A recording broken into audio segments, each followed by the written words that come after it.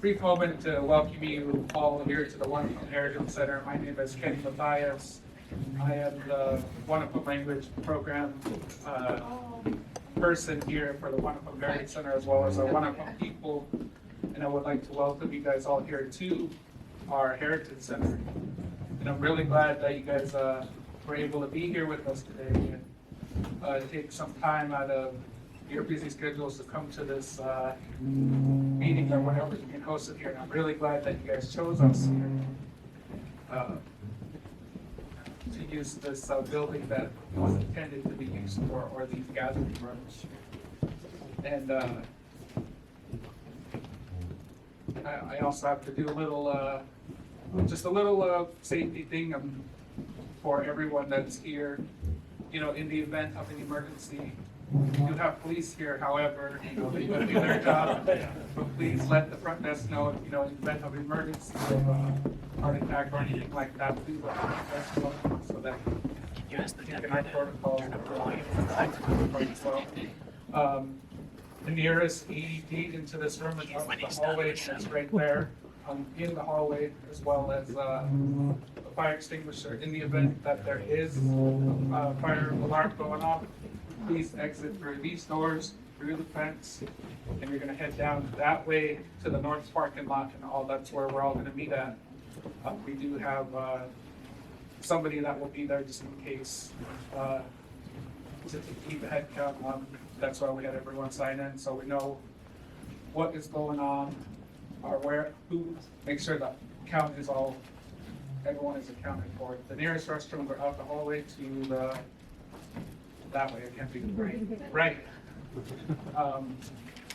As well as up at the front, there's restrooms in the front, and if you do have time, please do go to the museum.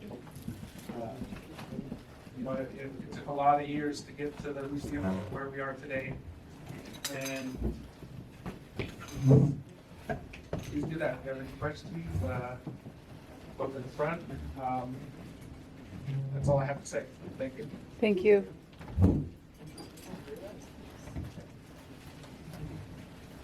Thank you, Kenny. All right, so good morning, everyone. My name is Dylan Kling, and I am honored to be your MC for today for this important gathering of Grant County key leaders, where today's focus will be on charting the course for sustainable substance use prevention. Just to get out of the way, some housekeeping stuff like Kenny mentioned. Restrooms are out to the right, as well as if I understand it's kind of the middle of the workday, so we're not going to turn off our phones, but if we can silence those just for our presenters, that'd be awesome. So thank you for doing that. So this event was organized by our local community prevention coalitions of Moses Lake, Quincy, Soap Lake, Walloon, and Rural City.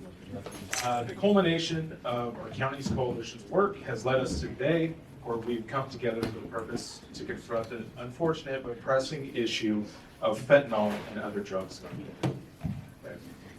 This gathering in and of itself is a testament to our collective commitment to prevent this issue from growing and to keep our communities healthy. I would like to take a moment to express my sincerest gratitude to each and every one of you for gracing us with your presence today. Your dedication and passion are the driving force behind today's event, and I'm truly honored to have you here with us today. I would like to express our appreciation to Juan Carlos Valdivinos, Alicio Silva, Pam Thorson, and Dallin Christensen for their generous donation that has made this luncheon possible. Their support embodies the spirit of community and generosity that is at the heart of this event. So thank you.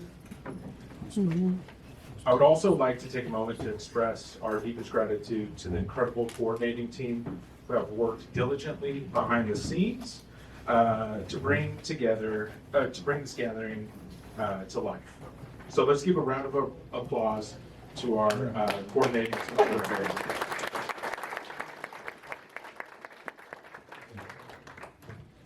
I would like to remind us that we're not here just to break bread today. Today is a day with tremendous purpose and opportunity. The opportunity to come together and to drive us forward on our journey.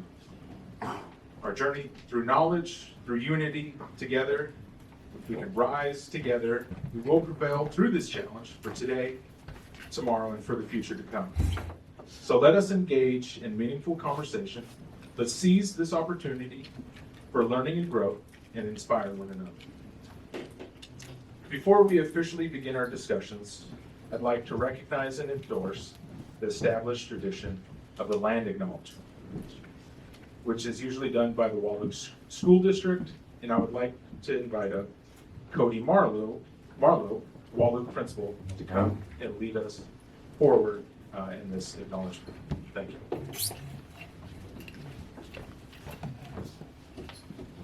Thank you, everyone, for being here this morning.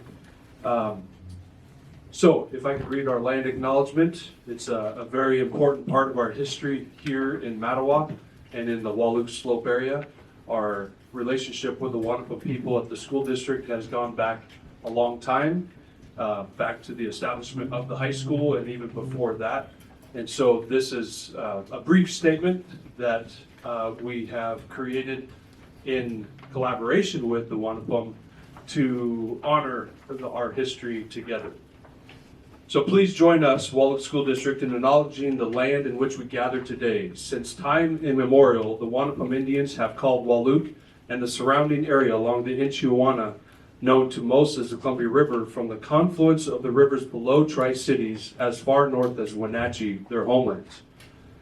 They are the indigenous people of this land and are tied closely to the land through endless accounts of oral history.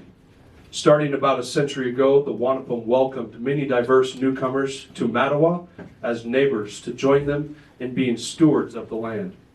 They continue to forge meaningful relationships with their non-Indian neighbors to do their best to protect and preserve their ancestral and present-day homelands for future generations.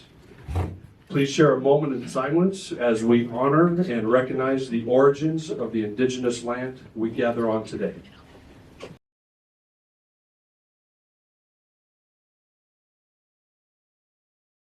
Thank you very much. Thank you for that powerful message and reminder. Let us reflect on the significance of the land on which we gather here and carry this respect throughout our conversations and discussions today. Additionally, I'd like to say at the end of the event, we're going to have an opportunity for everyone to provide feedback. So in your event program, on the last page, I believe there's a QR code, and then as well, there's a sheet underneath the program that has a QR code which you can scan at the end. So please, before you head out at the end of the day, if you could fill that out or scan the QR code and fill that out, give us some feedback, that'd be great. So we can see, where we can improve and what we can do for future events. So thank you very much. Next, I'd like to introduce some of the key individuals who will contribute to today's discussions.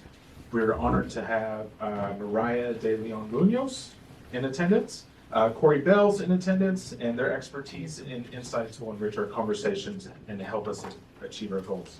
The agenda is on page 1 of your programs, so if you guys want to see the layout, I'm going to go over that really quick before we get into our first presenter. Sorry, Mariah. So after our first presenter, we'll have a dedicated networking break where you can mingle with your fellow attendees, exchange ideas, and build valuable connections. So I encourage each and every one of you to take advantage of this time, strike up conversations, use the restroom if you need to. Like I said, they're out to the right. Also, grab a refreshment if you need to, recharge. So you do what you got to do. All right. I think I've done enough talking for now. So let's go ahead and get into our first presenter. It is my pleasure to introduce Mariah De Leon Munoz, the Harm Reduction Program Coordinator at Grant County Health District. So please join me in welcoming Mariah with a round of applause.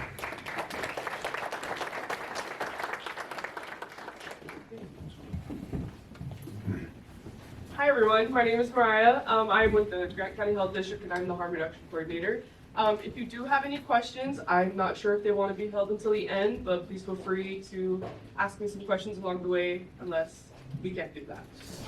Today we're going to talk about Narcan. I'm sure a lot of you guys are aware, but if you're not, I hope you guys can take something away and learn something new.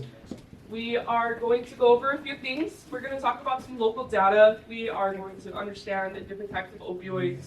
We are going to identify some common myths about fentanyl, and then we're going to learn how to recognize an overdose, and then lastly, how to use naloxone legally.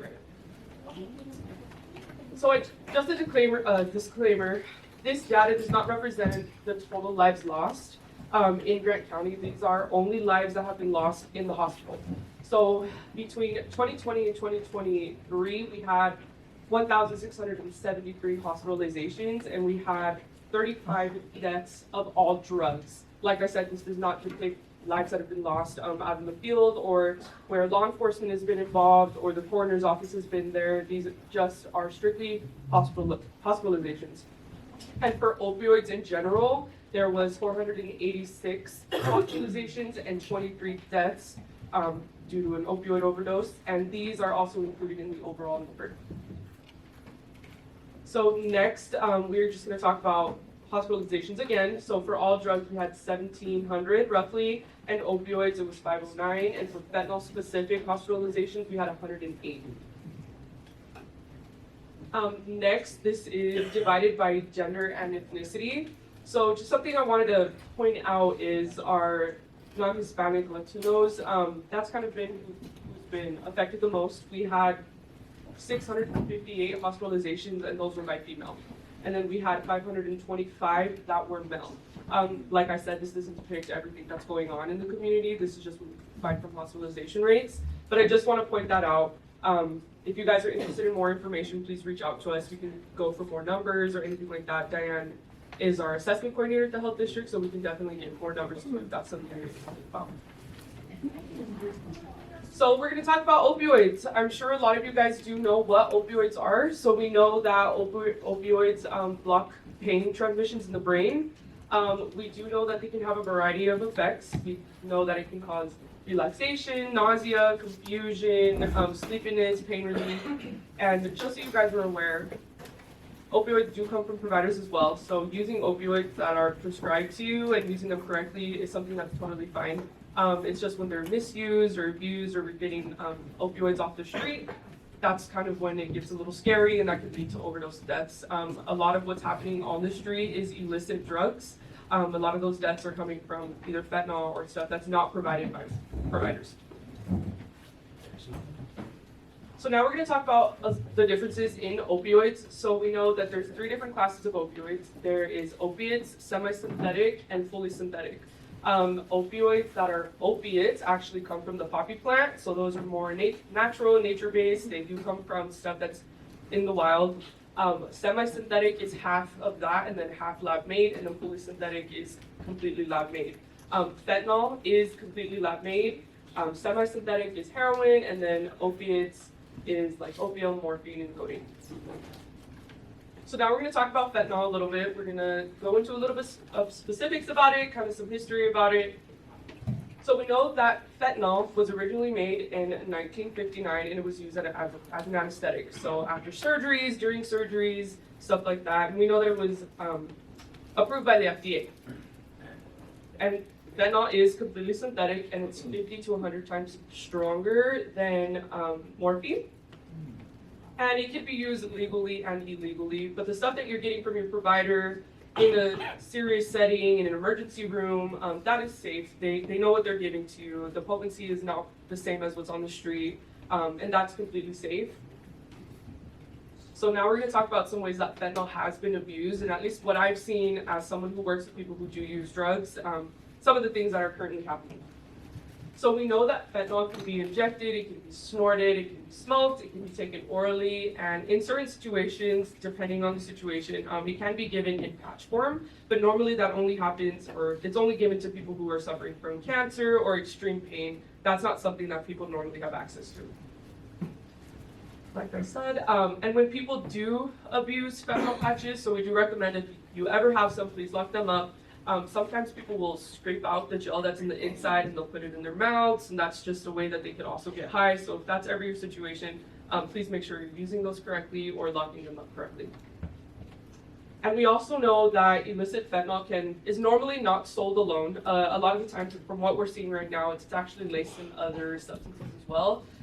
For example, I've been told stories, hey, we actually were not looking for fentanyl, we were looking for cocaine, but my friend died because it was also laced with fentanyl. So that's just something to be aware about. So if you do know someone who's going to the street, which we hope not, please be cautious and be aware. We do let everybody know if you're getting stuff from the street, please assume that there's fentanyl in it regardless. So now we're going to talk about some myths and facts about fentanyl. So the first one, touching fentanyl can make you high or overdose. A lot of people think if it's right there and I touch it, I'm going to get high. That's not always the case. For the most part, it's not the case. So the only time that would happen is, let's say you do touch it with your hands and then you touch your mouth or your nose and it goes through a mucous membrane. That would be a situation where you could experience an overdose.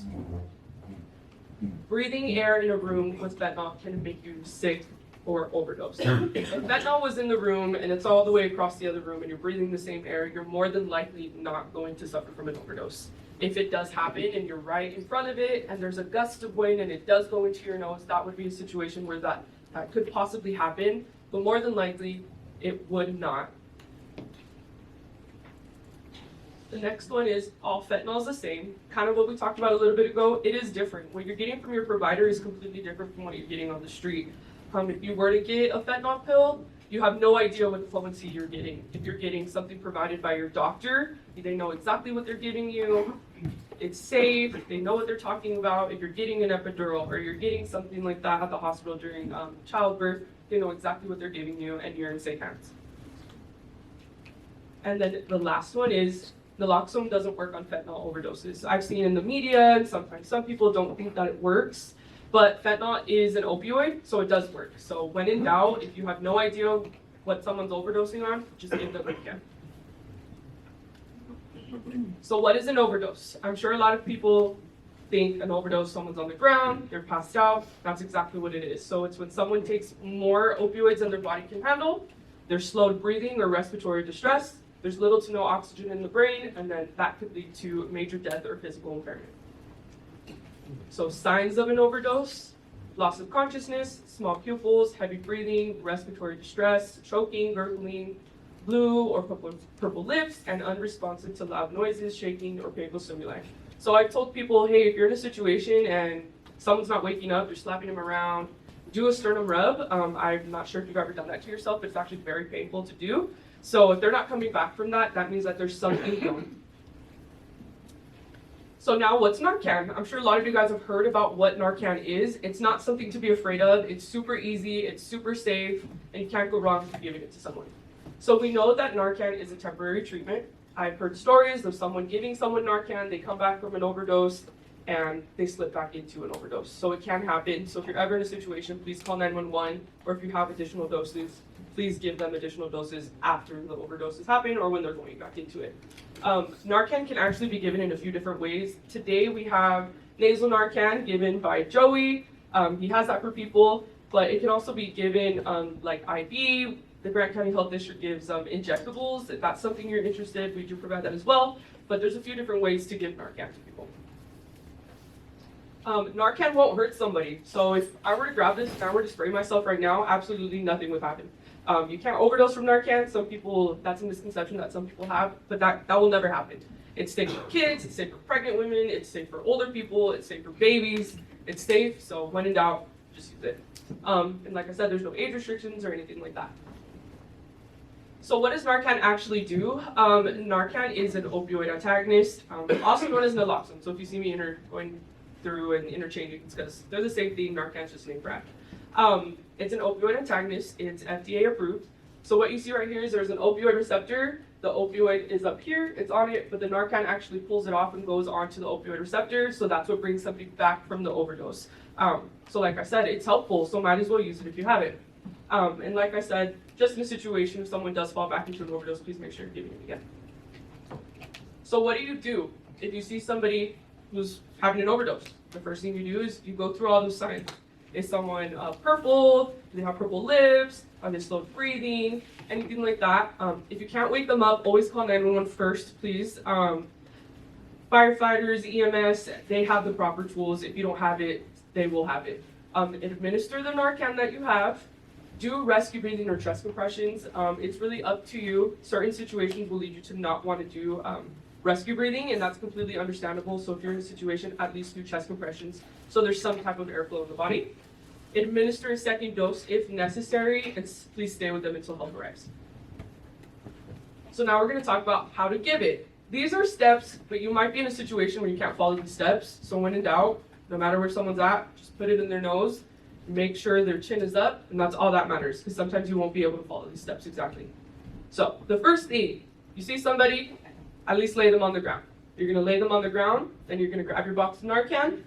The Narcan looks exactly like that picture right there, and these ones also have a red plunger. Super easy, you cannot miss it. The next thing you do is when someone's laying on the ground, you put your hand under their neck to support them, and you bring their chin up. After that, you grab the Narcan nasal spray with your 2 fingers, like an Afrin spray or anything like that, super easy to use, and you put it up to the person's nose as far up as you can get there, so it can get in their body faster. After that, you put them into the recovery position. We just want to make sure that they're on their side, their legs are over, because sometimes when someone comes back from an overdose, they may experience vomiting, so we just want to make sure, hey, there's nothing in their airway. If they do throw up, they're not going to choke on their vomit and potentially choke and die from that situation. So we just want to make sure that someone's on their side. In between, you notice 2 to 3 minutes have gone by and this person isn't coming back. Give them another dose. The special number is 2 to 3 minutes. That is how long it takes for the Narcan to work in the brain. If you give it rapidly back to back to back, it's not going to make a difference. You have to take those 2 to 3 minutes. So that's the special number. And then put the Narcan away and then call 911 and make sure that you're with the person, but always call 911. I did say that there's going to be certain situations where you're not going to be able to put the person on the ground. From personal experience, if you're at school, whatever's going on in your life, just make sure you give it to somebody. If they're sitting on a couch and you can't move them, just make sure their chin is up and put it in their nose. That's all that matters. Lastly, we're going to talk about the Good Samaritan Law. Especially when talking to young adults, we want to let them know that, hey, the Good Samaritan Law is there to protect you. If you're ever in a situation where, like, hey, I'm scared, there's paraphernalia around, like, I don't know what's going on, I don't want to get in trouble, you're more than likely not going to get in trouble. The Good Samaritan Law protects you from that. The only time that it won't protect you is if there's an active warrant for your arrest. Then you're in a sticky situation, but hey, at least give the person a Narcan before you leave. Or if you know somebody, like, at least do that. So just, you're protected, your friends are protected, the situation's protected. At the end of the day, law enforcement just wants to make sure that you're safe and the person's safe and that we're not losing somebody who doesn't need to pass away. And these are some resources. Obviously, the Grant County Health District, the Recovery Navigators, Renew, Hope Source, they're all people in the community in Grant County that can help you with Narcan, getting Narcan, wanting more information on there about it, wanting to know how to talk to your kids or young adults. These are great people to get connected to. I do want to highlight the Recovery Navigator program. They are people with lived experience. So if you know somebody and it's hard for them to come back and you might not be able to get them help, these Recovery Navigators have been through it and they know how to get people help. Lastly, these are some websites that can give you information if you're maybe not ready to talk to somebody. You can go to these websites. There's Over the Dose, Rescue Agency, Narcan.com, and StopOverdose.org. Yeah, that's my presentation.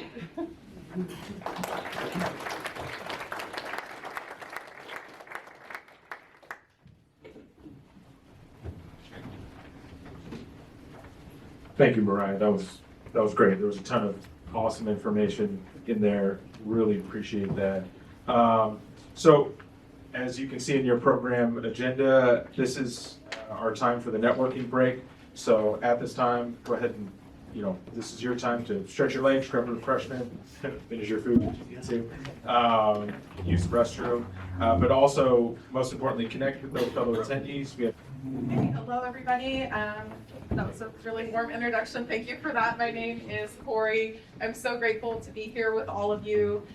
Most of my time is spent sort of in an office behind a desk, and I hear a lot about all of the amazing work that's happening across our state in the prevention space, in coalitions, but it's like really nice to be out in the wild and see your faces and know that all of you are here for this common cause. So as mentioned, I'm going to be sharing a couple of campaigns with you that are related to opioids, both prescription opioid misuse and illicit fentanyl or illicit opioids. All of the campaigns that I'm talking to you about today were funded by the Washington State Healthcare Authority. The two primary ones that I'll be speaking about are Starts With One and Friends for Life. So before I do, just to like get over the who's who. Oh, I am progressing on my phone well, sorry guys, let's progress up here too. So as mentioned, I work with a communications agency called DH. That's me right there. I'm Corey Bales, the Director of Content Development. That's a fancy way of saying that I'm a writer. And before I was a writer, I was a teacher. So I taught middle school and high school English for a lot of years before I transitioned into a career in writing. We partner with the Washington State Healthcare Authority for these campaigns. They fund these campaigns, and we work to develop the creative materials, so the words, the images, the look and feel. Before I get into any of the specific campaigns, I sort of just want to establish a way that DH and HCA work and partner together. So one of our core beliefs and one of the ways that we operate is to say that the people closest to any given problem are also the people closest to a solution. So that's a principle or a belief that we hold. And the way that we practice that belief is to always begin and end with the people that we're trying to serve, right? So whether we're talking about the discovery and research phase, like at the very beginning of the campaign, or whether we're talking about like the evaluation and final report phase at the very end of the campaign, we're always returning to the audiences that we're most hopeful to reach with the materials that we're creating. There's a couple reasons for that. One of them's just sort of like ethical, we think it's the right thing to do. But there's also a practical element to that, which is that when you ask for input and your campaigns are informed by the audiences that you're trying to reach, they are way more likely to use them when you put them out into the wild. And they are way more likely to find the material that you create useful because it was created with their input.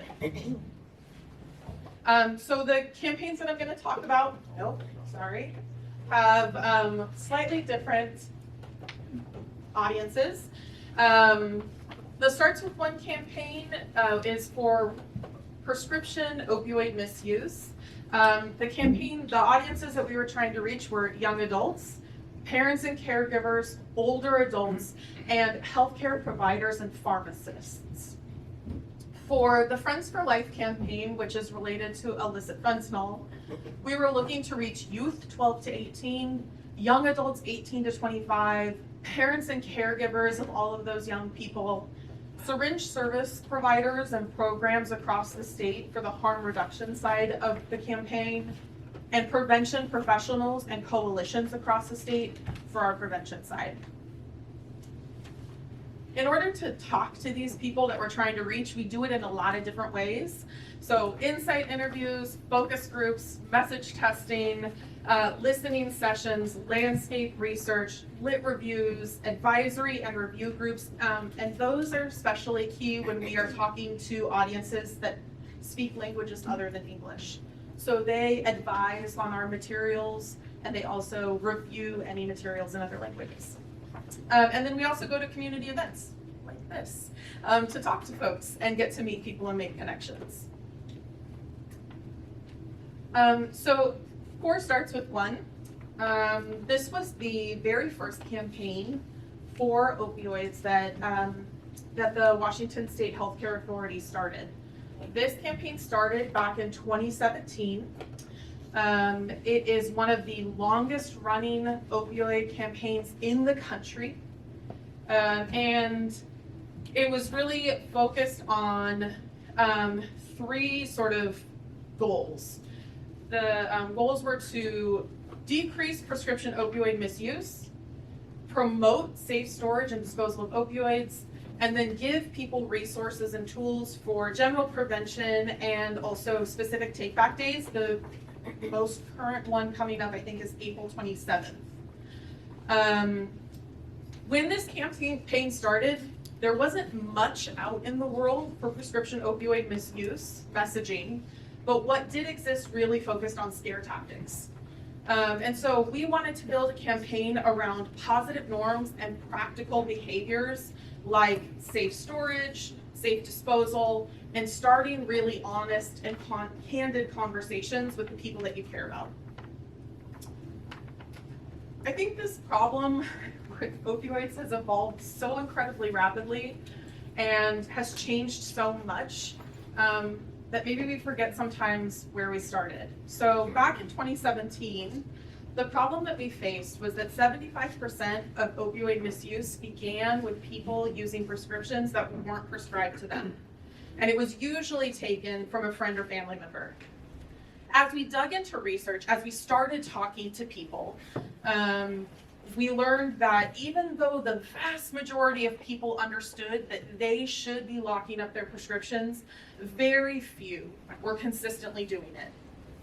We also learned that when healthcare providers, specifically pharmacists, had one-on-one conversations with customers and provided them with the means with which to lock up their meds, like a locking bag, all of a sudden, 92% of those customers started to lock up their medications compared to like a third of the general population. We also learned through the course of this campaign, which is now 6-7 years old, that the opioid misuse crisis is evolving. And so we had to evolve and adapt with it.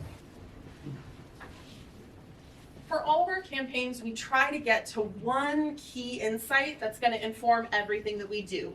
For this campaign, it was the idea that preventing prescription opioid misuse starts with a single person, right? One friend, one parent, one medical provider having one honest and candid conversation or taking one simple step. Again, we reached out to different audiences in different ways. So our primary audiences, those young people and older adults. But we also had a partnership with the Washington State Hospital Association. And they were helpful in creating partnerships with healthcare providers.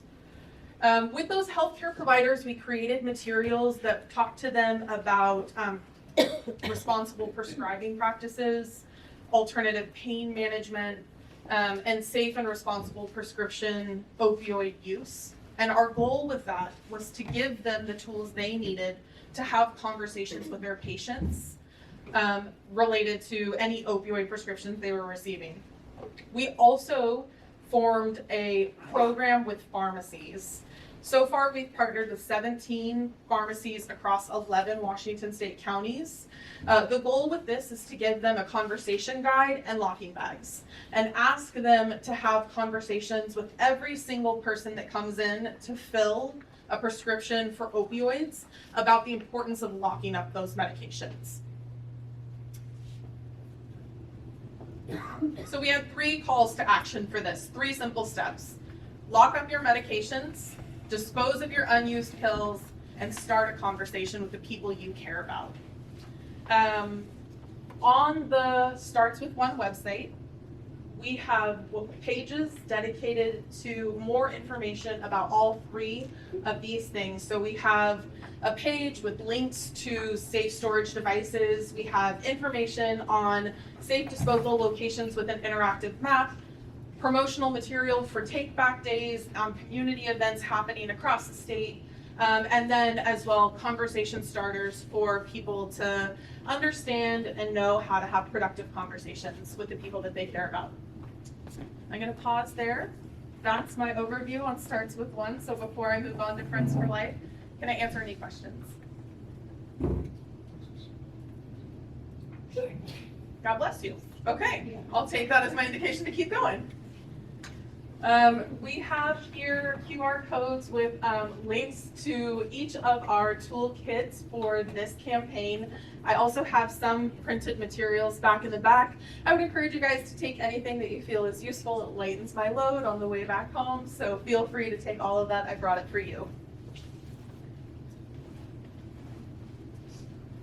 So in Friends for Life, that started in 2022. And again, that started because the landscape related to opioids had fundamentally shifted under our feet, right? And I'm sure, again, I'm preaching to a choir, so I know you all know this. But by the time we reached 2022, prescription opioids were no longer the primary way that people were misusing opioids. It was illicit fentanyl and other illicit opioids. So the goal with this campaign was really to provide people with education about what illicit fentanyl is and how the black market drug supply had fundamentally changed in Washington. We learned through our research that many people starting in 2022 still didn't fully grasp what was going on. We wanted to provide overdose prevention strategies and information, as well as naloxone or Narcan awareness, and then also other harm reduction strategies. So our audiences for this one are youth, 12 to 18. That group has a prevention focus. So I'm going to start to split this up. Our 12 to 18-year-olds got prevention information. Our young adults, 18 to 25, got harm reduction information. And then their parents and caregivers we were trying to reach with that information as well. So by the time 2022 rolled around, 70% of all overdose deaths in Washington involved fentanyl. And that rate was rising fastest among 18 to 25-year-olds. They weren't the subset, like the age subset most affected. That's really folks in the middle ages, like 30 to 55. But the rate of death was spiking quickly among 18 to 25-year-olds. And so that's where we started the campaign. Again, we found this additional context really helpful to understand that illicit fentanyl had fundamentally changed the market in Washington, that fentanyl was cheaper to produce, easier to transport, and much stronger than other opioids. We also learned that it was easier to add into other substances or to press into fake pills, meaning that people were overdosing and dying as a result of illicit fentanyl unknowingly, and with no tolerance to opioids. We also learned, and I think this one is really important, that overdose deaths and illicit fentanyl does not discriminate. It had increased deaths across all counties, all ages, all backgrounds, racial and socioeconomic, but the fastest rising rates were young adults. For what it's worth, those numbers haven't changed much. We just started digging into research, and that's about right still. For this campaign, when we started talking to our audiences, when we reached out to people, whether they were people who were in recovery, whether they were people who were actively using opioids, whether they were parents of young people who didn't use substances at all, when we asked them about what they wanted to know, what they needed from a campaign, what they were worried about, what we never heard, never, was, I'm worried that I will die from an illicit fentanyl overdose. We always heard, always, I'm worried that someone I love will die. And so that became the key insight of our campaign. All people really care about keeping their friends safe. And so what this allowed us to do was shift the focus, right? Rather than ask any individual person to change their individual behavior, we were instead asking them to have the knowledge and skills necessary to protect the people that they care about. So again, outreach for this campaign, and this campaign is a holistic campaign. Ultimately, one day this is gonna run, like, hopefully, fingers crossed, the whole gambit. It's gonna start with prevention way upstream with young people, and it's gonna run all the way through to treatment and recovery, right? We're not there yet, but that's the goal for this campaign, is that it's not gonna be strictly a prevention campaign or strictly a harm reduction campaign, that it will reach all people no matter where they are on that spectrum. So for harm reduction, again, our primary audiences were 18 to 25-year-olds, their parents and caregivers, and syringe service providers across the state. For prevention, it was 12 to 18-year-olds, their parents and caregivers, and prevention professionals and coalitions across the state. Our calls to action obviously differed because they needed different information. So for harm reduction, we asked people to recognize the signs of an opioid overdose, learn how to respond using nasal spray naloxone, understanding the Good Samaritan laws, calling 911. and then to carry nasal spray naloxone with them. For prevention, we still wanted young people to understand the basics of opioids and illicit fentanyl, but we wanted to give them practical refusal skills so that they understood, first of all, that the norm is that most people, young people, like 99% of young people, according to the Healthy Youth Survey, don't use illicit fentanyl. We wanted to offer this idea that positive influence, positive peer influence is a key factor in keeping people feeling safe, connected, and healthy. And then to learn the basics of nasal spray naloxone, just that it is a medicine, it exists, and it reverses opioid overdoses. I'm going to preview some of our prevention materials briefly, just to show you what it looks like. If the look and feel of this campaign feels a little bit like a summer camp, like that was very much by design. The goal with this, again, was to reach people in a way that felt friendly and approachable rather than scary or tragic. We know that this is an issue that's deeply serious and that it affects people in really profound ways. But we also learned from talking to people that they were already terrified and that they didn't need a campaign to be any scarier for them to be scared and to understand the seriousness of what was happening. So instead we looked to build a campaign that felt friendly and approachable and informative. So the first thing that we offer people is a localization guide. This would be for any and all of you. This is a way to understand how we're hoping people like you will use our campaign out in the world. It gives you a letter to school administrators if you need that, to make contact with your local school systems to help them understand what the campaign is and how you might come into their schools and help. And then it also provides social posts to promote the presentation events. So one of the main things that we created, one of the main tools that we created was based on information that we received from prevention professionals across the state. What they told us was that in the absence of state sanctioned materials, they were sort of having to piece together information from a lot of different places to give their students and their parents the tools that they needed to address this issue. So they asked us to make a presentation, and that's what we did. The presentation for parents goes over the basics of opioids and illicit fentanyl, information about youth overdoses in Washington, risk factors, prevention strategies, and information about naloxone. It is translated into English and Spanish, the entire thing, and it also comes with a suggested script. So if you are not a person who loves to present or you're not sure what to say, I wrote a script in there for you to be able to at least know what we're hoping the talking points will be for the presentation. One of the main things that I want to point out with this presentation is that we were trying to thread a really fine needle. We know, again, that parents are scared, that the issue is serious, and that the consequences of use are dire. But we also know from statewide survey data that young people, by and large, are not using illicit fentanyl, and that the rates of death for minors is still relatively low. We believe that one death is one death too many.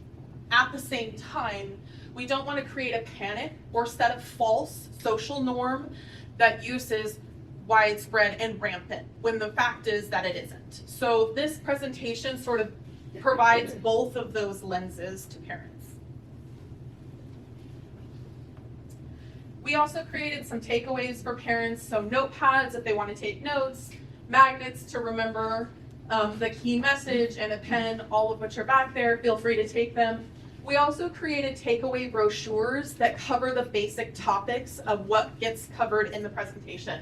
So we have one brochure about naloxone, one that is a conversation guide from an adult to a teenager, and one for facts about fentanyl.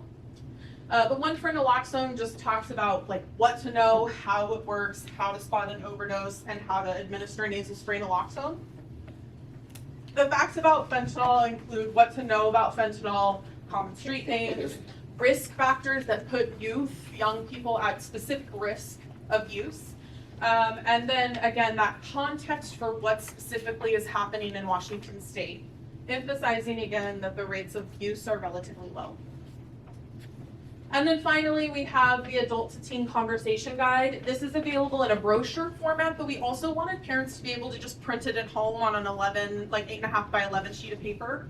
So we also have it formatted just to print in black and white from a printer. We also created presentations for students. That was another thing that prevention professionals asked us for, and so that's what we worked to create. We differentiated this, understanding that 12 to 14-year-olds fundamentally need different information than 14 to 18-year-olds. And so the presentations cover, again, the basics of opioids and illicit fentanyl, how it affects people their age, how they can work to keep their friends safe, and the basics on naloxone. We really wanted to empower young people to know that they have a role in this, right? Like that they are not just getting information in a passive way, but that they can be active participants in keeping the people that they care about safe.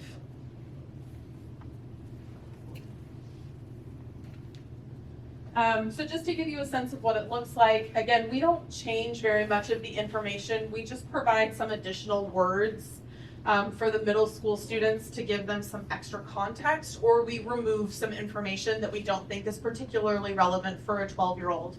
For instance, if you look at the bottom, we say like the powder can be mixed into other illicit drugs like cocaine or MDMA for a high school student. We remove that for middle school students, understanding that they likely may not have heard of those things. We also created activities to go with this. Again, one for high school, one for middle school. The high school activity focuses on positive peer pressure. When we did research, we learned that young people, so in terms of who they trust to get information about whether they should use drugs or alcohol, here's the order that it goes in. Healthcare providers, and then their peers, and then their parents, right? So it's like people with a medical degree who've been in school for 15 years, and then their 15-year-old compatriots. That's the order. So there's, so what we gleaned from that is that people at that age really care about what their friends think and what their friends tell them.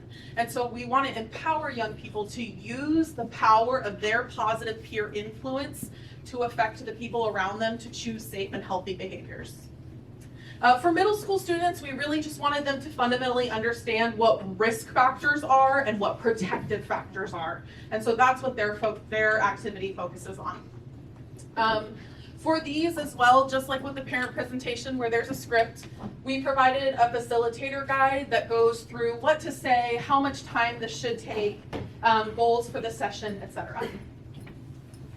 And then we also have some posters. Again, this is all informed by what prevention professionals said students cared about. So really care about the science and the brain stuff behind this, and then that they care a lot about their friends. And so we created, again, a middle school version and a high school version for these posters.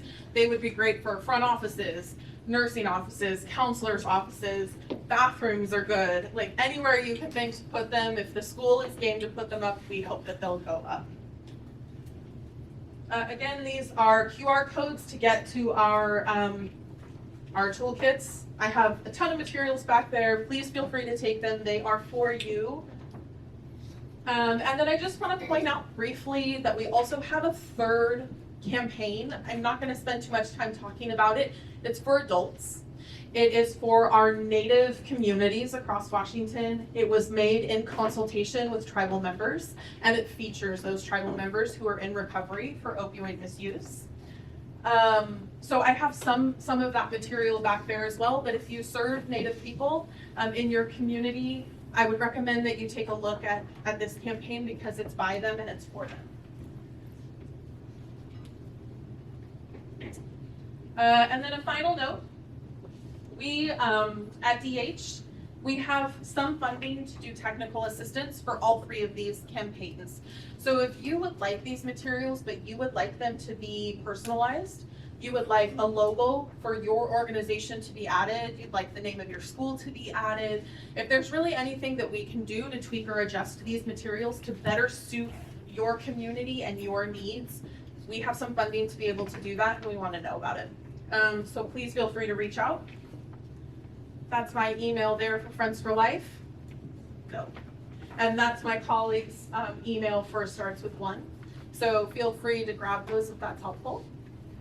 And that's it. Unless there are any questions, I'm happy to answer any questions. But otherwise, thank you so much for your time and attention.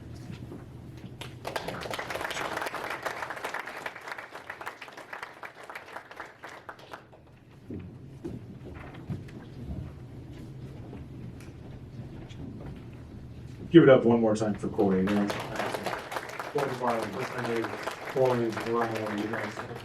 Tremendous. Thank you so much. So now that we've gained some valuable insight into prevention campaigns and strategies, it's time to shift our focus to prevention and action in our own communities. So to guide us through that conversation, we have the privilege of hearing from some of our dedicated coalitions that are engaged in prevention initiatives within their community. So please join me in welcoming Matt Pollock and Megan Watson from the Moses Lake Prevention Coalition.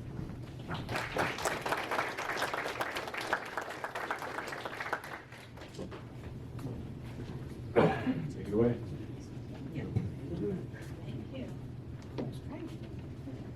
So I'm Megan Watson. I'm Coalition Coordinator for the Moses Lake Coalition. And first, I'd just like to thank everybody for making the trip out here, for showing up in support. This is something that is obviously very important to us. So we're glad that you could be here. For our section, for the prevention and action, we're going to start with what's called the Upriver Parable. And if you've ever been anywhere near prevention, you absolutely have heard this, so bear with us.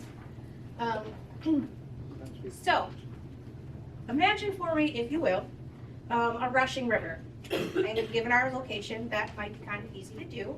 And in this river, it's surrounded by people just enjoying the sights, whatever. And you look up and you see a child is floating down the river. So you do what anyone would do. You jump straight into action. You get in that water, you wrestle the current, and you get that kid out safely. But you look up and you see another, and then another, and then another. People are coming from all sides now, trying to get in the water and keep pulling these kids out. And they just keep coming and coming and coming. Until eventually it occurs to somebody, one of us needs to go upriver and see what is happening. How are they getting in this water? You go upriver and you see maybe you see a landslide, maybe you see a broken railing, but there's something back there that is leading to this nonstop flow of kids in danger. And in prevention, that's what we're looking to do. We're looking to go upriver, specifically identify that thing that's going on, and then come up with some strategies to address it. And within coalition work, there is a science behind it, but it's a science that's meant to be specifically tailored to the community that it's being worked in. That's why each individual, there's 5 communities represented here within Grant County today. What prevention looks like or needs to look like for Moses Lake is not the same as what it would look like in Quincy or Soap Lake or Mattawa or Royal City. So that is why it is important that within our communities, we're going up our river and determining those things specifically for our community. All right, thanks, Megan. I'm Matt Pollock. I'm the chair of the Moses Lake Community Coalition. If anybody could tell, I tried to make Megan as nervous as possible before this because I did not tell her anything about what I was going to do. So to work on prevention, it is unique to each of our communities. Okay, what works in Moses Lake is not going to be the same as what works in Quincy or Mattawa, Soap Lake, or any of the others necessarily. It could be in a lot of ways, but in other ways it's not. So I'm going to work with all of you to have a discussion about what we can do in our communities for prevention. So I'm going to draw some parallels to the upriver parable that we just heard. So when people are floating down the river, anybody a boater or a fisherman in here? Am I the only one? Good. Okay, I got fishing for 20 years. So the first thing you do when you see somebody struggling in the water, what do you throw to them? Throw ring, right? Narcan's a throw ring. So that's why it's important that we have it here, and I want everybody to take some with you when you leave, because if you don't have the throw ring with you, the decisions get a lot tougher. Then you have to have either a bar to extend to kids or to anybody who's in the water, or you have to have the courage to jump in yourself, and there's all sorts of problems with that. So Narcan is our throw ring. I'm going to skip over life jackets, but what is another thing that would prevent kids from getting in the river in the first place? Let's say kids specific, or anybody from getting in the river in the first place. Don't go to the river. Good. Parents saying not go. Sorry? Parents and family. A barrier to the river is one thing that I'd like to see to hear. So what sort of barriers can we have for people who might want to start using substances? Anybody? So think about access to medication or access to drugs. What are the things that we can do to prevent kids from having access to drugs? Lock them up. What's another thing? Educate them. Educate the kids. This is some place to stay out of. Provide Right. healthy alternatives. Provide Alternatives. healthy alternatives if they're feeling like they need to do something and get outside of where they're at. Great, great. Part of the community work that we do is setting up a community environment that keeps kids from falling into substance abuse. So there's a lot of things that involves, and I can simplify it very easily for you. But making it happen is completely way the opposite end. It is extremely difficult to make all these things work. So the things that work in substance abuse prevention are giving kids a place to be and giving them something to do that they want to be involved in. How easy is that for every single kid in our community? How do we provide that for everybody?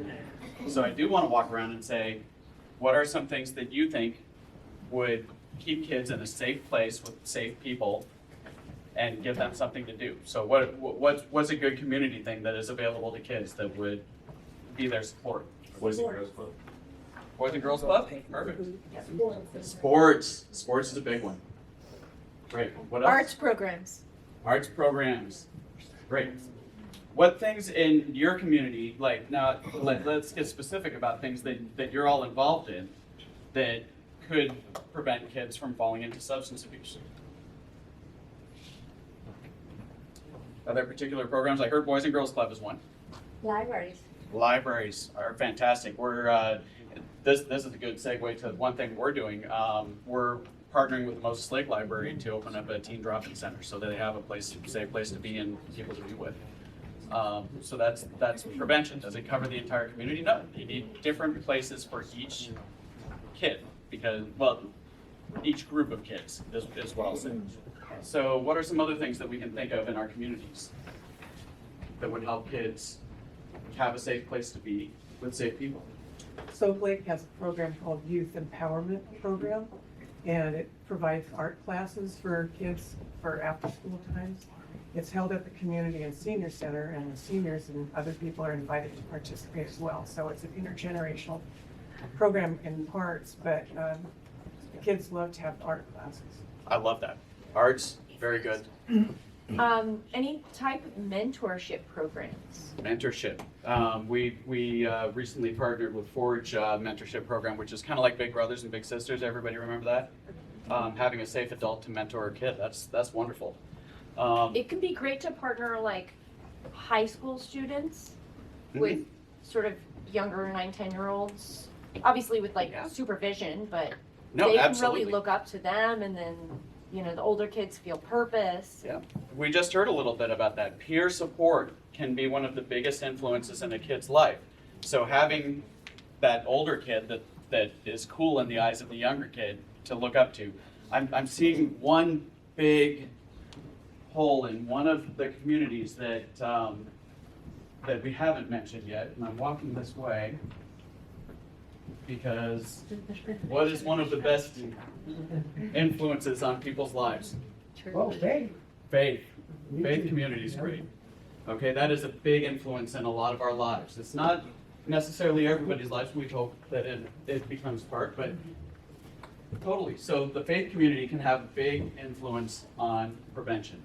One thing. So I also work in early learning stuff, and if you know a kindergarten teacher, ask them how many kids show up to school without ever having picked up a book. Okay, and then think about the kids that have an advantage over everybody, and they come to kindergarten already reading. What kind of disparity does that set up that would lead to possible substance abuse. I'm no good at this. I can't do school. I don't have a place to be. I don't have anything to do. Are they gonna get in trouble more? Yeah. They're gonna get in trouble more. One thing that's lacking in our county, through the data is, childcare. So we have a lot of, families that, you know, it may be no fault of their own. How many families have to have both parents working and cannot be home when their kids are home? So their older brother or sister's raising them, or they're just home alone. So addressing things like childcare. I'm looking at Tom because I've had this conversation with Tom a bit. Addressing childcare is a big part of prevention. So wrapping that up, when you think about the fentanyl problem, is the problem the drug fentanyl? It's not the drug. If it wasn't fentanyl, it'd be something else, right? It'd be whatever was available. We used to have a big meth problem. Well, economics changed and now it's fentanyl, okay? That was just an economic change. That wasn't saying that those kids, that the people that developed meth habits were going to be clean if there was no meth available. Of course not. No, they were gonna find what was available. Fentanyl's the cheap one that's extremely potent and dangerous right now, so that's where we're at. So when we think about the upriver parable, there's a couple things that keep kids safe if they fall in the river. Life jackets. Like health district people are probably gonna smile about that because we've got a program for life jackets to give to people and knowing how to swim. Well, a life jacket is that community support. I have a place to be, I have a thing to do. I feel belonging to that community, right? Knowing how to swim. If you are in a place where you don't have that community support, you have had that community support, so you don't have sort of the need at that time. These are the kind of things that prevention can do for people. So what I like to do is anytime I think of something that can give another kid a place to be, that is safe and supportive, I like to bring that up in a coalition meeting and see if one of our partners can provide that. Something as simple as in the church, we can have, if there's seniors that are members of your congregation that would be willing to sit for an hour and read a book to a group of children. It doesn't have to be an all-day daycare thing. It can be a couple hours a day, but you're getting that community connectedness in a positive environment that prevents the conditions that substance abuse develops out of. So that's learning how to swim and a life jacket. Locking up your prescription drugs is a good way to prevent them even having access to it. So that's a really strong preventative measure. So we do things like lock boxes for medications and locking pill bottles for medications that we give out at certain events. But the thing to drive community change is working with others. No one person can do it on their own. It takes a network of people, not even just within your coalition. Like, they need to be out talking with their networks to really build the type of community supports that are necessary for prevention. Did I do enough? Sounds good to me. Okay. Now I can be less nervous, right? Did I seem nervous? No? No. Okay. No. Does anybody have anything more? Like, I'd love to hear some ideas of like other things that we can all, like, it doesn't take much. You can do a little part in your community to work on these sort of things, giving kids a place to belong and a safe place to be. I'm not gonna force you to, but if I hear ideas, that'd be great. Yeah. Well, I mean, there are all kinds of ways to attack it from different angles. Mhm. You know, talking to kids and students about social media, buying things over Snapchat and the dangers of that. On the availability end of it, I think law enforcement have a huge challenge to identify distributors, supply chain. Yeah. Is it easy to shut down supply chain, Chief? No? No, yeah. We couldn't do it tomorrow if we just wanted to shut it off. No, I have Yeah. stories to tell, but yeah. That's a good point. Yeah. Well, and what I can, share, full disclosure, I Yeah. work for Congressman Dan Newhouse. Yeah. And so, on the federal side of it, we know that fentanyl is coming across our southern border at a huge rate, that Eastern Washington is often really overlooked by Olympia because they are so focused on King and Pierce counties. And a big reason that we have identified in the last couple of months is just lack of data. And there's a lot of ways that first responders, firefighters, folks can start logging that data to then give us a better chance of securing more funding, just bringing attention to the problem. Yeah. And by the way, this isn't a criticism on you, it's just stuff we've been working on. Political support helps Yeah. with getting the resources needed. I think everybody could agree on that. Yeah, and then, with the southern border, I want to be clear, this is not a political thing about immigration. This is just purely about the fentanyl crisis. In 2023, enough fentanyl came across the southern border between January 1st and February 15th to kill every person in America. Ooh, I've got some good stats too. So my wife's a pediatrician, so I got some data on fentanyl specific. So Yeah, an adult dose of fentanyl is 70 micrograms. So it's like a couple grains of sand. if you think about a regular pill of ibuprofen, that's 200 milligrams, right? So a microgram, it takes 1,000 of them to go into a milligram. So one pill of ibuprofen is 2,873 doses of fentanyl for an adult. That's how much is in there. That's deadly. Like that really gets you. Right? Who has ever had a mosquito land on them? Yeah. Yes. That mosquito weighs more than a lethal dose. So it is when my wife prescribes it for babies, because she works in the hospital, they have to check it 3 times before they actually administer the dose. So I want you to think about the drug dealers, the illegal dealers. Are they going to be very cautious about the amount that they're putting in each dose? That's why we've got a problem with fentanyl, because it's incredibly potent. It doesn't require a field of poppies outside. That's a big red flag for any law enforcement to see. So, that's the issue. But coming back to prevention, like if there's no demand for it, it doesn't matter, right? It doesn't matter how deadly the drug is that's out there if we kill the demand for it, because if they can't sell it, they're not shipping it up here. We don't have it. Okay, so. Can we ever get to 100% prevention? I would love that. Like that's something to aspire to. But we can certainly we can certainly affect the rates. There's places in the world that have done it. Is it universal? No. If it was, like we'd already have those programs here. So it takes our communities, each of us individually, and hopefully collectively working together to address things and help each other out. But it takes our communities working together to create the conditions that prevent more substance. Yeah. Hey, I'm Rob Miller. I'm the editor at the Columbia Basin Herald, one of the few newspapers that serves the area. We serve all of Grant and Adams County. And honestly, this is probably the best attended event I've seen for drug prevention since I have been here for 3 years now. Let me know when you have these events.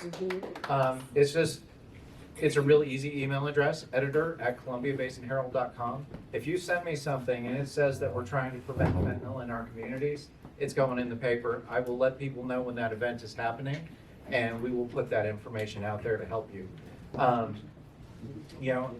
Contact me if you've got a cool program coming up, anything like that.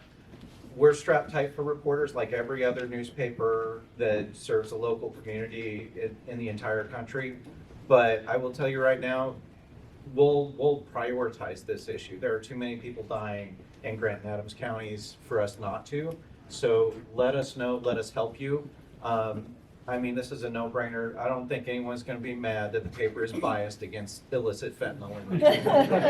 So, like, we don't have to involve, like, national politics, anything like that. Most of us, I'd rather be covering the rodeo, if I'm being honest, you know, it's a lot more fun, and you get funnel cake, right? But if you get me your information, we will help you spread that out there. And I am absolutely open to talking with each and every one of you as time allows, to help you get the word out on what you're trying to do.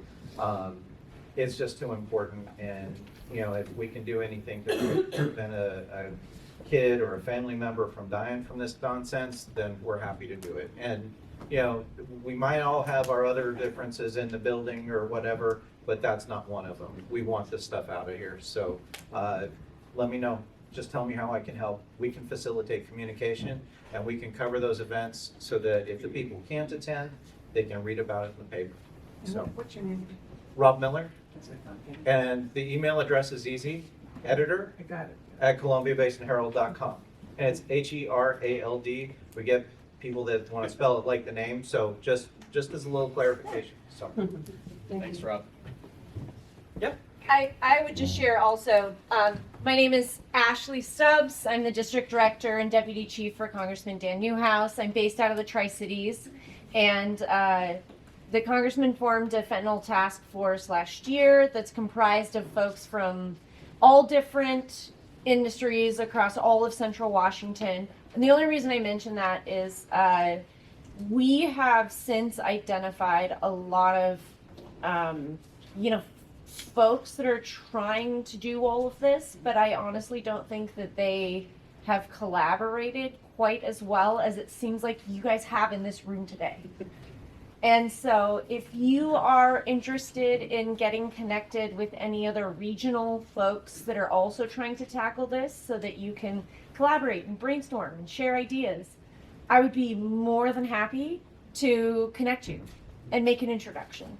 And just one example that comes to mind, we've done a lot so far with Spanish language radio, KDNA, which is based out of, Granger?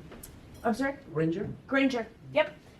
They have a huge reach. They cover something like 15 counties. And we have done a ton of stuff with them. If you didn't know, Congressman Newhouse speaks fluent Spanish. It's incredible. And so he'll do like hour-long interviews, just talking about what's going on, what they're seeing. So please, I have lots of cards, maybe not enough for everybody in this room, but come in and introduce yourself. I would love to help. This is incredible. Great, thank you. So then there's a few of us in this room that were in the Grant County Fentanyl Task Force meeting, and it was wonderful to see the prevention mindset that was there as well. Do you want to say something? I do, yeah. I don't know, okay. I'll give it to you. Thanks, man. You should never give a politician a microphone. Meeting's over, okay? So I heard some really good stuff here in prevention for Boys and Girls Club. There's a lot of activities out there. We have 4-H, Street Farmers of America, Oh, yeah. sports, all these things.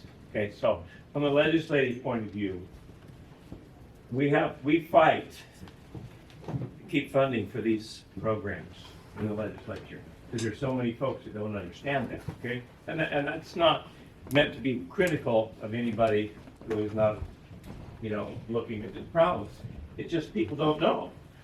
And they live in a different culture maybe, but they don't know what they don't know. And so it's up to all of us to, number one, work on keeping funding out here for these programs. The Boys and Girls Club's a great program, but it takes money. It just doesn't grow on trees. We started a new Boys and Girls Club in the town of Kittitas here last fall, and it's going to move. Cle Elum wants to start one, and maybe you should have one in Mattawa. But these are good things to have. But it's good to support 4-H. Gives kids something to do. FFA gives them something to do. Gets them involved in county fair. Gets them involved in family and community. So these are things that can help a lot.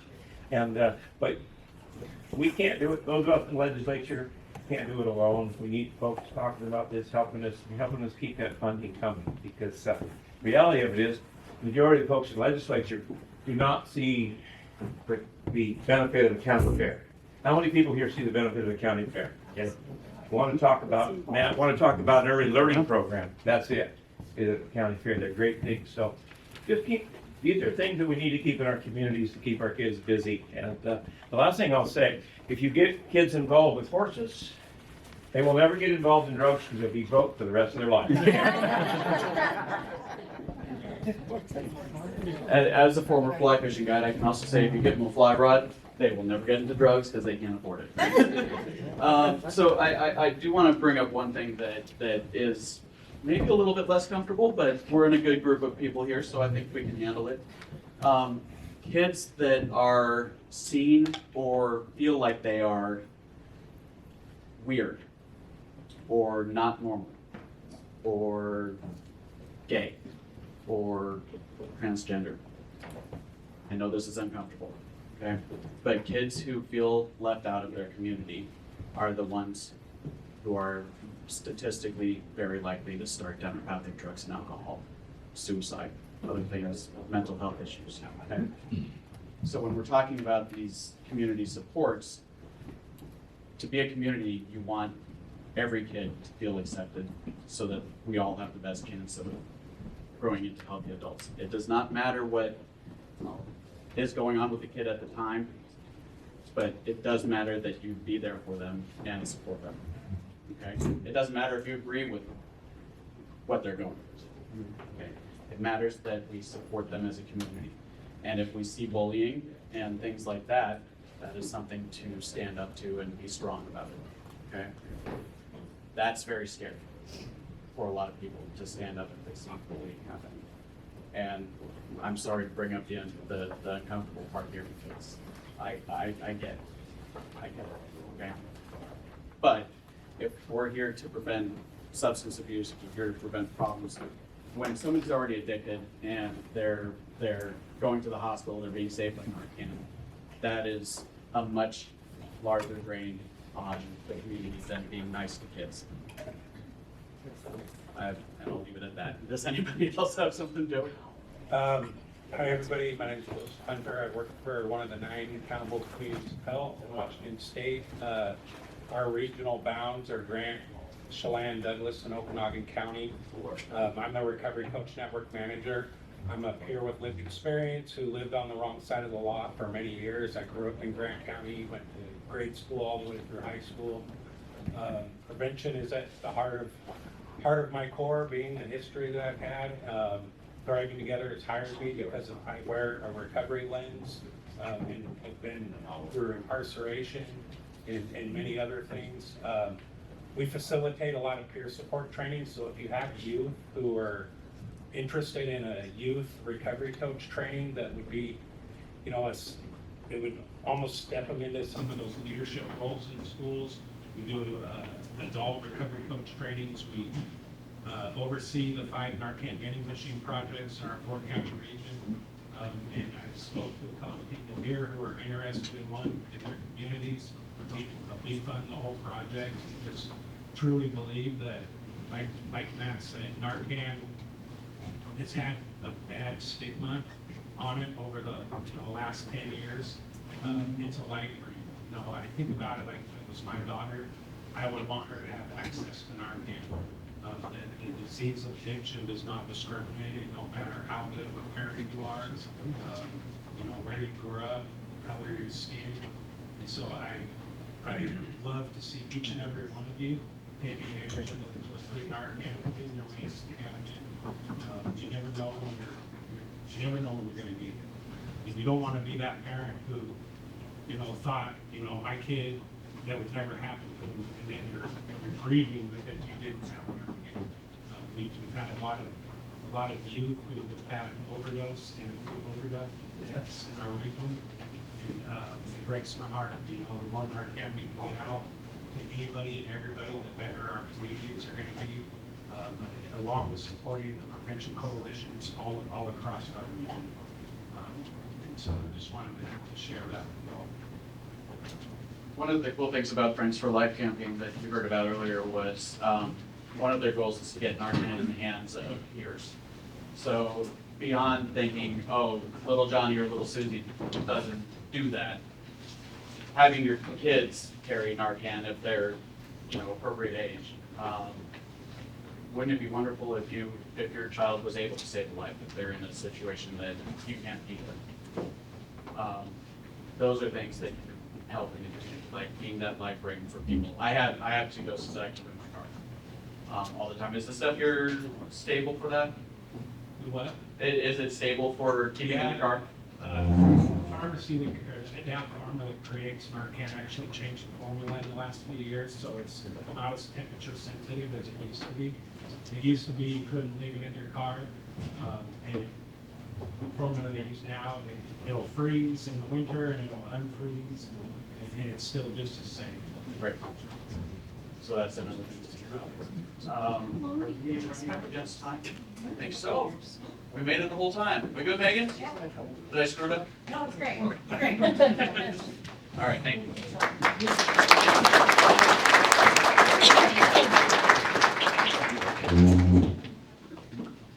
Thank you, Matt, Megan. That was a great conversation, especially great to hear from some local politicians who obviously have some skin in the game here. So we appreciate commenting on that and not just talking about it, but being about it, taking some action here. So we appreciate that. And I love seeing just the diverse group that we have here, from people who work with these individuals to people who make campaigns. It's a really diverse group that we have here. So it just shows how Grant County is really taking this effort seriously. So again, I want to thank each and every one of you for being here. But before we close up, as we approach the conclusion, I would like to take this opportunity to hear from the Wahluke Community Coalition, and I'd like to invite Pam Thorson up here to share a few words with us.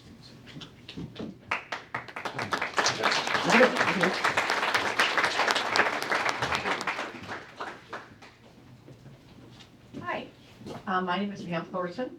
I am a resident of Desert Air, and I'm the liaison for the South Grant County Chamber to the Wahluke Community Coalition. Those of you that know me know I like to talk, but I promise I'm going to be brief today, Andy. With encouragement last year at this time, it was proposed that our coalition would host this year's event here at this wonderful One Pump Carriage Center. What a venue, huh? If you haven't been through the museum, please take the time to do that today or come back with your families. The center is under the direction of Layla Buck and her team, and we want to again thank them for opening up this fantastic facility and all of their support today. We gathered here today to work together to chart and strengthen the course for sustainable substance use prevention within the schools and in our local communities. I was first introduced to this local effort in 2018 when I met Gigi Calloway. My first impression of the group was that it was organized well. But little did I know from a conversation we had last week that it was only a year old at that time. While I dabbled a little over the years, this importance of the effort grew in my heart. I'm pleased to see all of the other communities with us here today. It's been a true pleasure working with the leaders. When I was in school, we only had to worry about what was happening at recess during dodgeball. Or when we got to high school, it was if that boy was going to ask me to the prom. My sons were in school during the DARE program experiment, and by the time they reached high school, an escalation of substance abuse in the schools was evident. My late husband was in law enforcement and spent many years undercover as part of a narcotics task force in Southern California. That gave me a completely different take on the situation. Currently, my youngest son is a security officer and a football coach in a large affluent school district on the west side where my grandchildren attend. He is faced all too regularly with the current situation that we face here and elsewhere, drug and substance abuse. My point is, there are no borders that keep any child or family or community safe from these impacts. I share these personal perspectives because many ask why I'm committed to the coalition and the students in Wahluke.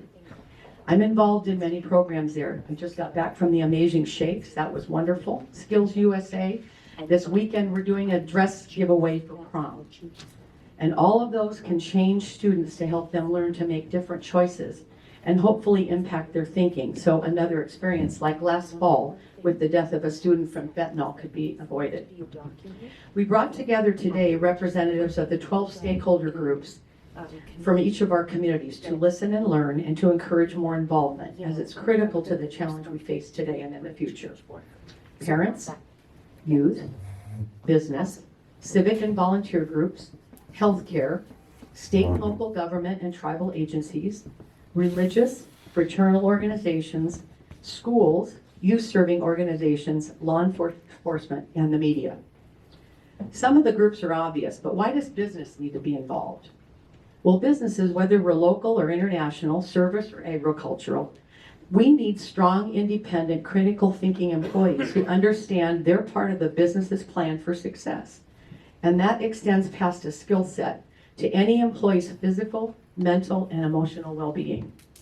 Retail businesses that legally sell substances to adults also need to make sure they aren't promoting those products openly to minors, whose impressionable minds see adults partying, so why can't they? The business aspect of social media can also be a detriment to students and families, especially with the supply of substances so easily available online. A student's success, regardless of their path after K through 12, includes strong community activities and involvement designed to helping them, with the support of their parents, to make smart choices when faced with the difficult ones from peers or adults attempting to lead them astray. The folks that work each and every day within the schools need the support of all of us outside the walls of the classroom to advance their work. Think of how you can help, even if you aren't a lead in a stakeholder group. How can you influence awareness at your church or your job or your community simply by sharing what you heard today and the importance of all of us working together? Don't sit on the sidelines watching the game. Be a part of improving the strategies and the results. An example is last fall, and Father Lalo, if you're still here, we worked on this together. After the young man passed away, 5 churches came together in 3 weeks and did a non-denominational live nativity at a public high school. I can tell you from living on the other side for 35 years, that would have never happened in another school district over there. I want to personally thank Crystal and Matt, Megan and Maria, Ryan, Brisa, Suhaili, and Nayla, and all others who helped gather us today, along with our speakers. We look forward to working with all of our stakeholders and community members in Grant County to change the course of substance abuse for all. Finally, we have a reminder that the coalition leadership, we're going to meet after we say adieu here, so please stay by. And all of you, safe travels to all, and come back down to this part of the county anytime. We have a lot to offer. Thank you.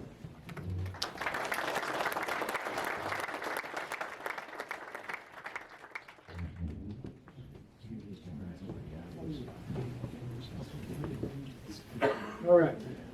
Kind of doing this on the fly. I'm going to take 1 minute. I'm Ryan Goldman. I'm the coordinator for the Soap Lake Prevention Coalition.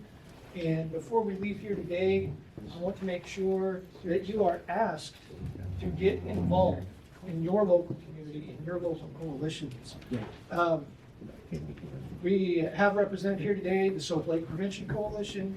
We have the Wallote Prevention, or Mattawa Coalition, Royal City Coalition, Moses Lake Coalition, and Quincy Coalition. So you may think, well, I'm doing this thing. What can I do? How do I get involved? Listen, if you have marketing experience or something like that, this stuff takes marketing, and it's all volunteer-led. If you understand what goes into policy making, law making, and those sorts of things, you can be at the table and have part in those conversations and help out to make sure that the things that the coalition is doing is going to be effective once it gets up the chain. If you have law enforcement, well, they all, okay, except for these guys over here. Okay, you're still here. If you have law enforcement experiences, you know the local spots where drugs are prevalent and how best to impact those areas. Be a part of the conversation. Find out when your coalition meetings are in whatever area you live in, and go show up and be a part of the conversation. That's how this stuff gets prevented. Thank you. All right, last couple things before we wrap up. There's a sheet, so for evaluation sheet and the very bottom behind the program. If you could take a couple minutes to fill that out, this will Yes, we should go more share. they'll allow you to share your thoughts on the speakers, sessions, your overall experience. Also represented. I'm the Black Green County will be available at the entrance of the center for any follow-up questions or discussions you might have. Additionally, for those interested, there's an opportunity to tour the Heritage Center and learn more about your region's history. I'd like to send a sincere thank you to organizers, donors, and partners for supporting the success as we head apart. I encourage you to continue the conversations and connect that we're here to start here today. Join the networking Facebook page, listed on the last page of the program. Join the online community, share insights, tremendous discussions. And thank you for being a part of today's gathering. Safe travels to you all. Thank you so much. And happy anniversary to Mr. and Mrs. Roger Trail, who spent their luncheon today with us on their wedding anniversary.